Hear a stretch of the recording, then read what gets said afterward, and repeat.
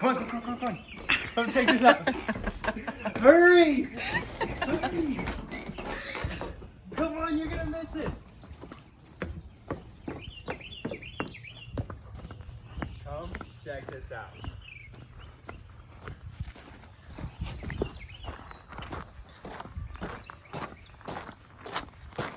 Look at that. What? You know what that is? What is it? That's a blueberry. Should we pick it? Yeah. Can we eat it? Yeah. But we have to cut it in half. Wow. Can I just bite half of it? No, I'll bite half of it and then you can have it. Oh, yes. That's good. That's so good. Best blueberry I've ever had. Morning. Happy Saturday. And so begins the May garden tour. Let me tell you guys, this has been a pretty eventful month. The season is really in full swing now and there's a lot to update you on. First though, I'll let you know we're trying a little bit of a different format for this tour because we had kind of a tough time getting the footage. We battled a lot of rain and a lawnmower or two for the victory, but it just wasn't happening for us. So we figured it's a great time to try out a different style and see how we like it.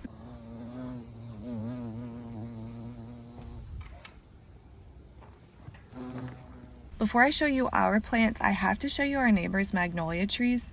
They're on the property line in our side yard and I can't believe how stunning they are, close up especially. I figured I'd toss them in the tour. You seem like the type to appreciate plant glamour shots. How beautiful are they? In every phase, they're just breathtaking and they smell fantastic. While we're in the side yard, I'll show you the orange tree. If we're so honest, guys, we hardly ever check on this guy. He seems to be chugging along okay, but we're wondering if maybe he'd do better in the backyard where we can pay closer attention to him. Our neighbor on this side has mentioned he's often finding mole tunnels in his yard, and for the first time this month, we found one in our garden, and then another, and it really spooked us because we thought it might mean certain death for our veggies this year.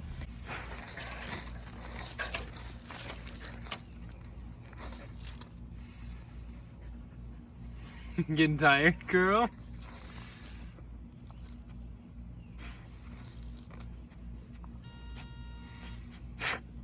Why is it hanging out next to the spike? I don't know.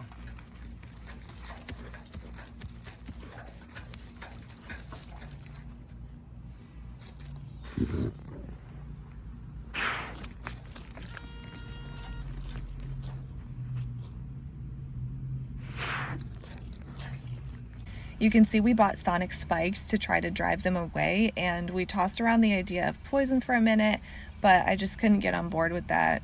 In doing the research, I found something that said moles are carnivorous and will only eat grubs and worms, while voles, a similar pest, are the ones you have to worry about eating the roots of your veggies from below. I'm pretty sure we have moles, and to this day we have no reason to believe they're killing any of our plants. Actually, the other day I was weeding and it smelled like maybe one of them died under the landscape fabric. I guess that could have been our dog, or maybe we accidentally stepped on it. I'm not sure. I want to know. Very, very sad.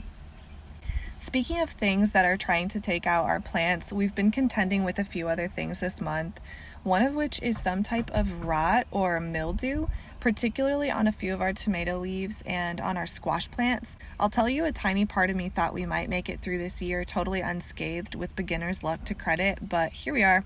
I figure it's for the best though, kind of a gardener's initiation of sorts. So kicking off the tour, let's talk about strawberries.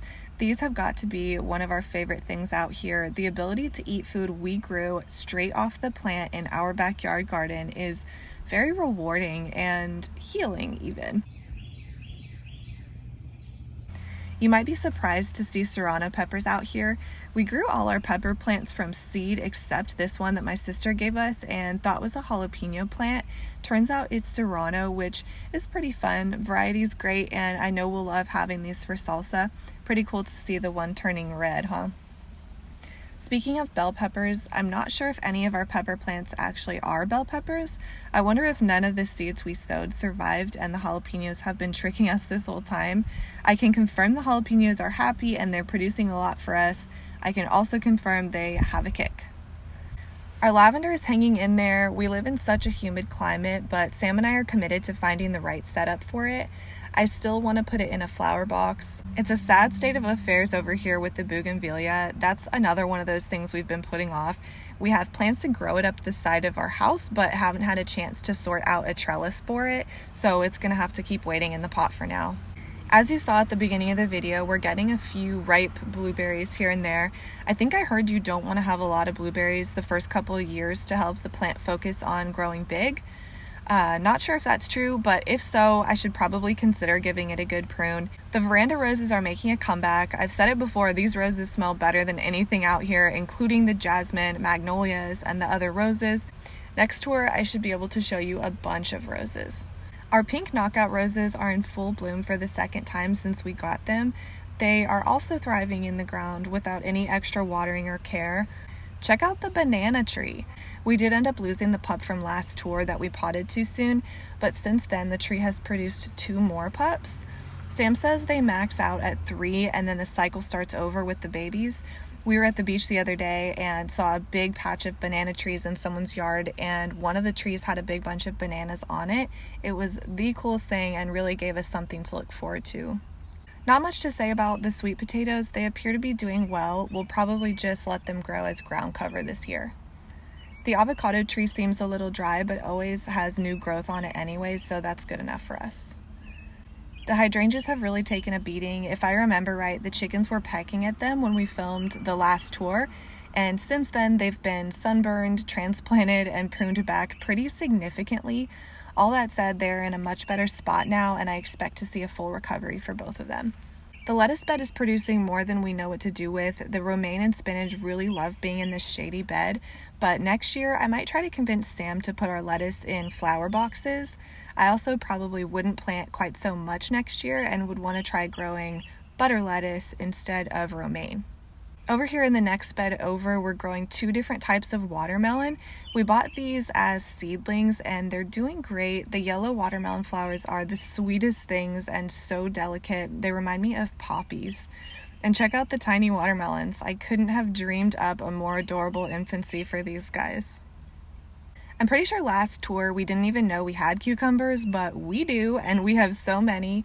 We learned this month that mature cucumber plant leaves have a distinct cucumber smell. We also learned that cucumbers have small spikes where their spots are, and if you touch them, they'll fall right off. On rare occasions, we eat cucumber sandwiches, but other than that, we just don't consume them, not even in pickle form very often. That said, we'll skip them next year and free up some of the vertical growing space for other things like beans. The beans are kind of the coolest thing ever. These guys are one of the plants out here that make me think of fairy tales and folklore. Brothers Grimm, Jack and the Beanstalk type stuff. Growing things are just enchanting, and to me, gardening grants the privilege to witness and participate in divine, mysterious things. The cilantro sure is pretty these days, but it's not tasting so good. It's officially gone to seed. In your garden, do you sow several rounds of cilantro seeds throughout the year so you always have cilantro? How does that work? The jasmine finally has the support she needs. Her growth seems to have slowed down a little, but she's still very happy and slowly making her way up the fence. I know in the last tour we weren't sure what type of squash my dad gave us, but turns out it was winter squash and zucchini. These guys have struggled with what I think might be powdery mildew. I've pruned so much off, so I'm just pleased they're hanging in there. Aren't they gorgeous going up the arch? I love their little tendrils and watching the bees pollinate them in the morning. I'll put a clip of the bees at the end of this video so you can see too. We also have butternut squash over here and some rosemary. The first butternut squash is beginning to grow and he's tying with the watermelon for the cutest thing out here right now. So cute. The beets we planted more recently are doing pretty well. I probably need to figure out how to tell when they're ready to harvest. Same for the rainbow carrots. I can't wait to take pictures of these when we pull them. Fingers crossed for big carrots. And the sugar peas, also adorable and slowly climbing up the arch with their tiny tendrils. These, along with the beans, germinated unbelievably fast. The basil and mint are chugging along. Not much to say about these except that we can't keep up with their production. I guess that's kind of the fun of it though sometimes. The last roses I have to show you are the yellow roses I transplanted from our front yard very early this spring, maybe even in February. So far this mama has self-seeded 3 small rose bushes. I just love that. Hopefully the little ones will continue to grow strong. The kiwi finally made it into the ground and we're growing it up the fence. It's pretty fast growing and is doing well. I water this one every time I water the beds. Also over here is the Bandera pink lavender. It's not looking good, guys. I think she just got way too much water and is pretty much kaput at this point. Sam wants to buy more though because it smells so great. So I know you've all been dying to see our precisely 5'8" tomato plants. Even after a few questionable pruning jobs, they're doing great. We definitely need to give them some more support, but it's a challenge keeping up with them. Look how many tomatoes are on there. Next year, we'll probably just pick our favorite tomato variety from this year and then sow only enough seeds to fill one bed. Clearly, we're overwhelmed. And last but not least is our Wisteria plant. This lady has surpassed both of our expectations. She's extremely fast growing and relatively hardy. I accidentally mowed over one of her tendrils the other day and I'm convinced there's a grasshopper who's made himself at home in her leaves and is snacking away. But even so, she's growing at lightning speed up the chicken coop, and when the sun comes through in the morning, it's just stunning. She did flower for the second time since we've had her, but right now she's all leaves. Also, update on the smell thing, we haven't noticed her blooms smelling like cat pee at all. And on that note, thanks for coming along for our May garden tour. It's been so fun seeing some channel growth this past month and engaging with new followers. You guys are the best. If you do like our content, please let us know by liking the video or commenting. We want to hear how your garden is doing this month, especially if you're in zone 8B like we are. Thanks for helping us refine our vision for the channel and figure out what type of content is best suited to us. Don't forget to subscribe before you go, and we'll see you next time. See you guys.